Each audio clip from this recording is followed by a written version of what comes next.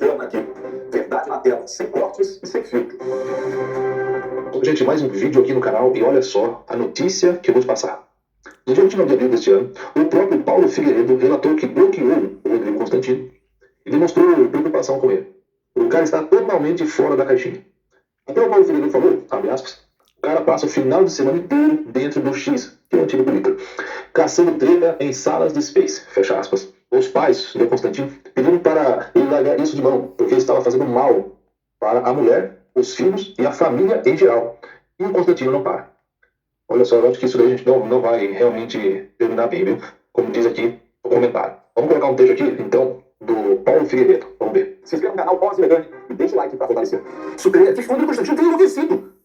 Aliás, ele está dando todos os sinais. Está com privação de sono, está com comportamento errático e está com perda completa de conexão com a realidade, com suas proporções. Na semana passada, fez um videozão falando que ele estava conseguindo dormir direito, com as tretas da internet, que estava agindo de forma descontrolada e irreconhecível, que estava fazendo mal a ele, e aí por uma intervenção do Espírito Santo, ele já está hasteando uma bandeira branca. Eu fiquei feliz, ele voltou a me responder no WhatsApp, eu procurei diretamente, me desbloqueou no X. Eu reiterei a ele mensagem, que nós não somos inimigos, repostei o vídeo dele com elogios, dizendo que, pô, bandeira branca também da minha parte, poxa, precisa morto. O Manuel venceu, né? Cantamos Imagine juntos, ele na bateria, eu no vocal. Uma coisa muito bacana, muito bonita. Que não durou nem uma semana. Não durou uma semana. Bastou o Flávio fazer uma postagem infeliz, de novo, essas bobagens que eles estão em torno da campanha, ficar tentando convencer ele sobre pacificação.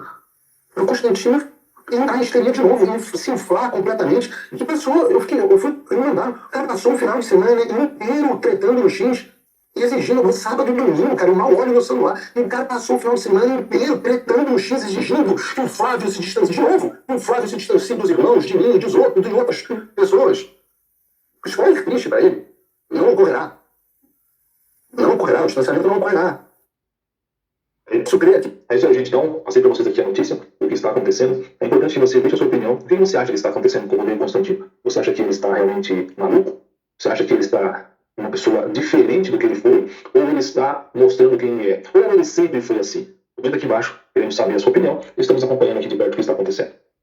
Nuclear dos Estados Unidos, que estava ancorado próximo à costa marítima do Rio de Janeiro e realizou diversos exercícios com a Marinha do Brasil e também, é claro, deixou um aviso de projeção de poder e força, zarpou do Rio de Janeiro. Mas o que está mais intrigando foi o envio dos 3 comandantes das Forças Armadas do Brasil a bordo de um porta-aviões nuclear dos Estados Unidos na costa marítima do Rio de Janeiro. Afinal, o que foi que aconteceu para os Estados Unidos terem chamado esses comandantes militares? E por que a mídia não está tratando desse assunto?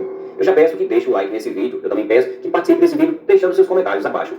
Durante vários dias, moradores do Rio de Janeiro acompanharam algo raro na Baía de Guanabara. Um gigantesco porta-aviões nuclear norte-americano permaneceu ancorado próximo à costa brasileira, realizando exercícios militares, enquanto movimentações militares também aconteciam discretamente ao redor do navio.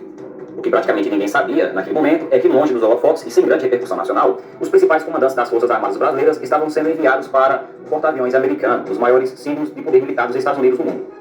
A presença do USS Nimitz no Rio de Janeiro fez parte de uma Operação Sotecílias 2026, um grande exercício naval multinacional liderado pelos Estados Unidos em águas da América Latina e Atlântico Sul. O navio permaneceu na Baía de Guanabara antes de deixar o porto e seguir em sua missão pela região, mas acontecimentos ocorridos a bordo acabaram chamando a atenção dos bastidores militares e diplomáticos. Os Estados Unidos convidaram diretamente os integrantes da alta cúpula militar das Forças Armadas Brasileiras para embarcarem no porta-aviões nuclear. Entre eles estava o comandante da Marinha, o almirante Marcos Sampaio Rosen, o comandante do Exército, o general Tomás Paiva, e além de representantes ligados ao Ministério da Defesa brasileiro. Os militares brasileiros acompanharam operações aéreas embarcadas, reuniões estratégicas e demonstrações de capacidade militar realizadas diretamente do convés e da cabine de comando do navio. O exercício Sotecílias 2026 mobilizou uma grande estrutura militar norte-americana. Além do USS Nimitz, participaram também o destroyer USS Gridley e o navio logístico USNS Petuxent. O grupo naval opera dezenas de aeronaves embarcadas, incluindo caças de superioridade aérea, aeronaves de alerta antecipado, helicópteros e aviões de guerra eletrônica, formando praticamente uma base aérea nuclear flutuante capaz de atuar em qualquer região do planeta.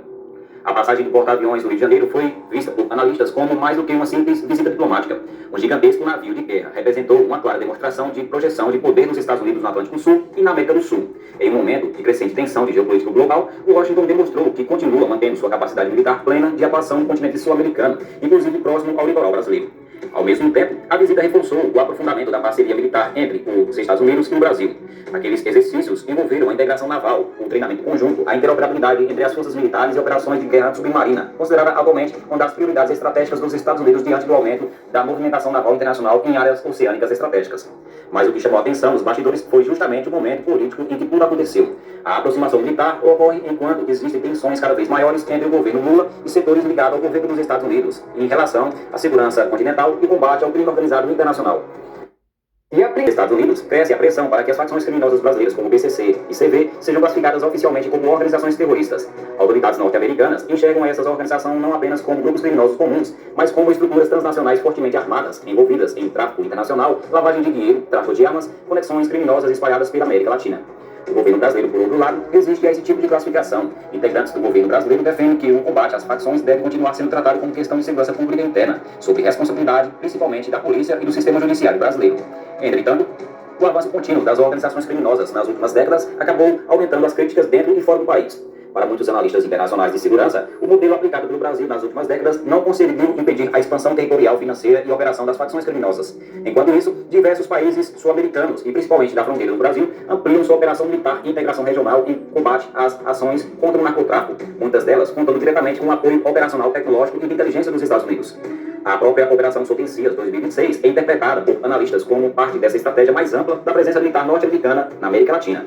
Países como Argentina, Chile, Peru, Equador, Panamá, Uruguai e outras nações da região vêm ampliando exercícios conjuntos com os Estados Unidos em áreas ligadas à defesa marítima, combate ao tráfico internacional e à segurança regional. Nesse cenário, o Brasil acaba sendo observado de maneira diferente por Washington.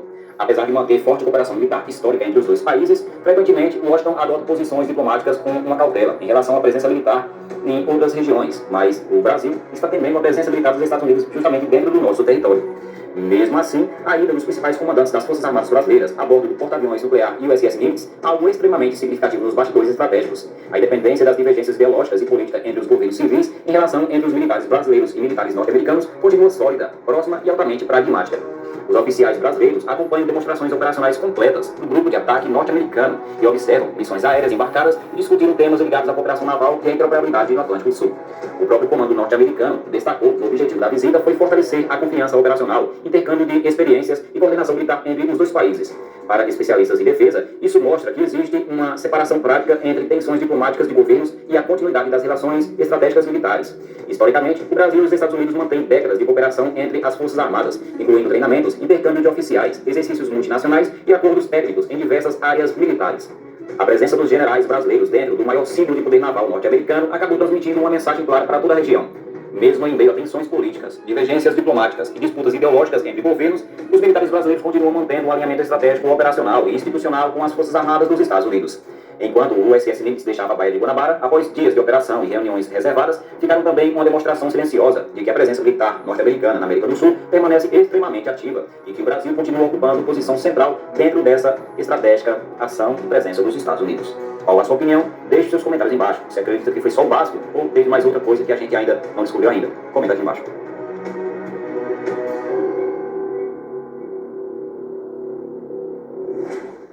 Tudo que você está fazendo nesse momento, assiste esse vídeo até o final, eu te garanto que você vai querer compartilhar. Nós vamos acabar com a narrativa do governo e da imprensa de uma vez por todas. Nos últimos dias estão tentando levantar uma narrativa onde havia supostamente uma proximidade entre Flávio Bolsonaro e o Vorcar, sendo que, agora todo mundo já sabe, foi uma cortina de fumaça, onde os filhos do Bolsonaro estavam arrecadando fundos para produzir o filme do pai, contando a história do Bolsonaro, como ele foi perseguido aqui no Brasil, inclusive pelo STF. Aí veio à tona, neste momento, acabei de ler um artigo falando sobre o encontro do Vorcar com o Lula fora da agenda. Isso aí saiu já tem vários meses, o povo meio que esqueceu. Mas o que foi conversado numa reunião de Vorcar com o Lula e o próximo, que seria o próximo presidente do BC, que ninguém estava sabendo? É mais uma dessas perguntas que a gente faz, que a gente não tinha resposta. Como, por exemplo, o que foi que o Moraes ficou desbloqueado por Vorcar? É mais uma pergunta que a gente vai precisar da resposta. Então vamos lá. Você se lembra, quando saiu essa matéria aqui, ó? Lula esteve convocado a um encontro fora da agenda. Isso aqui quer dizer encontro secreto, tá? Em dezembro de 2024. A reunião teria sido articulada por Guido Mantega, que recebia dinheiro do Banco Master, e ex-ministro da Fazenda da Dilma Rousseff. E aí ficou aquela pergunta, o que foi que eles conversaram? Lembra agora que depois saiu as conversas do Vorcaro, e ele disse que o encontro com o Lula fora da agenda foi ótimo. Peraí, se foi ótimo, então quer dizer que o que ele pediu para o Lula, ele conseguiu. Se foi ótimo, é porque ele deveria alguma espécie de benefício, algum proveito, algo bom aconteceu para ele. Tudo bem. Ficamos com essa pergunta. O que é que foi conversado, que foi ótimo para o Vorcaro, em dezembro de 2024, em uma reunião fora da agenda? Reunião fora da agenda. Reunião secreta. Bom, o Poder 360 acaba de publicar. Está aqui, ó. Lula aconselhou o Vorcaro a não vender o Banco Master ao BTG. Quero que vocês entendam a gravidade disso daqui. Lula agiu como se fosse uma espécie de sócio do banco. Porque quem toma as decisões de venda ou não venda são os sócios. Aqui o Lula está agindo como se fosse um sócio, um dono do banco. E ele fala para o Vocaro não vender o Banco Master para o BTG. Em 4 de dezembro de 2024, o presidente recebeu então o dono do Banco Master, o Planalto, e disse que a operação não deveria ser feita, logo o Banco Central teve um novo presidente. O que aconteceu aqui?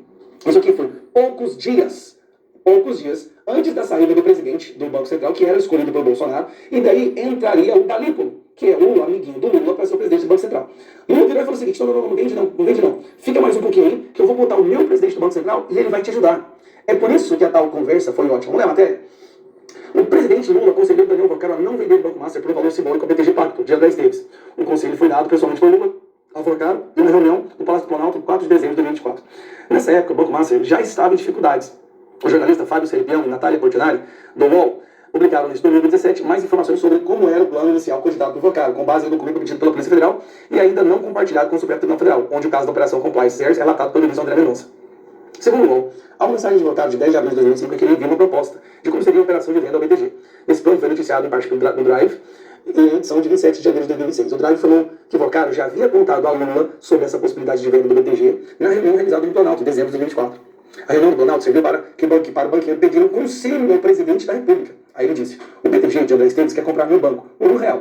Eu não quero confusão. Devo vender ou seguir no mercado? Nós queremos reduzir a concentração bancária do Brasil, presidente. Não ouviu e respondeu usando alguns palavrões para se referir ao então presidente do Banco Central, Roberto Campos Neto. Esse aqui era indicado por Bolsonaro, tá? Cujo mandato terminaria em 11 dias. Houve críticas também direcionadas a André Esteves, CEO do BTG Pacto. E o principal conselho do presidente da República, Vocaro, foi para que seguisse com o Banco Master, sem aceitar a proposta de Esteves, André Esteves do BTG. Na reunião estava o presidente Gabriel Galípolo, que em janeiro de 2025 passou a comandar a autoridade monetária. Então, no finalzinho de 2024, o Vocaro vai lá e fala: estou querendo comprar meu banco, não quero confusão, será que eu devo vender? O Lula fala: não vende não, pera aí, olha a verdade aqui, tá? Não vende não. Espera mais um pouquinho, que o meu indicado para o Banco Central vai entrar e ele vai cuidar de você. Vai ficar tudo tranquilo, nós vamos te proteger. Vocaro entendeu a presença de Galípolo na reunião e as críticas de Lula ao Roberto Campos Neto como um incentivo para seguir com o Banco Master. Há uma estatística relevante sobre os contatos de representantes do Master com o Banco Central. Foram realizadas 65 reuniões presenciais desde 2019, entre Master e Banco Central. Só que 24 foram encontros na gestão de 6 anos de Roberto Campos Neto, 24, e 41 já durante o Gabriel Galípolo. Então, peraí, durante 6 anos do Campos Neto, teve 24 encontros. Durante 2 anos do Galípolo, durante 11 meses do Galípolo, do Lula, foram 41 encontros, gente. Eram um encontro por semana. Uma vez por semana, o Vocaro estava junto com o Gabriel Galípolo, o indicado do Lula, que o Lula tinha acabado de falar na reunião de dezembro. Fica tranquilo, não vende não, meu indicado vai te ajudar. Aí, eles tentam, cara, isso aqui é muito uma bomba. E aí eles tentam jogar pro povo brasileiro que os filhos do Bolsonaro terem pedido fazer uma arrecadação de fundos pro filho do Bolsonaro é gravíssimo. Agora, o Lula, em reunião secreta, junto com o cara que seria o próximo presidente do Banco Central, falando pro Vocaro: não vende seu banco não, fique aí que nós estamos do seu lado, nós vamos te proteger. E aí depois disso o cara vai uma vez por semana no Banco Central com o Gabriel Galípolo. Gente, pelo amor de Deus, eu te falei que você tinha que assistir esse vídeo até o final, que você ia querer compartilhar. Agora a gente tem que esparramar essa informação pro Brasil inteiro. Lula protegeu o Banco Master. Lula agiu como um sócio, disse que o Vocaro não vender e ainda ofereceu ajuda com o presidente do Banco Central, o qual recebeu uma vez por semana durante 11 meses de 2025 o Vocaro. Tem como ficar pior que isso? Sinceramente, eu te pergunto: o presidente da República usando a sua autoridade para proteger um mafioso e colocando o presidente do Banco Central para executar essa proteção? Pelo amor de Deus, gente. Só pode ser brincadeira um negócio desse. Tem que esparramar esse vídeo pro Brasil inteiro. Da política, já que nós percebemos que o papel das instituições estão cada vez mais corroídos. Nós estamos vendo o Supremo Tribunal Federal totalmente envolvido com isso. Hoje, com a relatoria do André Mendonça, o ministro tem feito um belíssimo trabalho, tem contribuído para avançar essas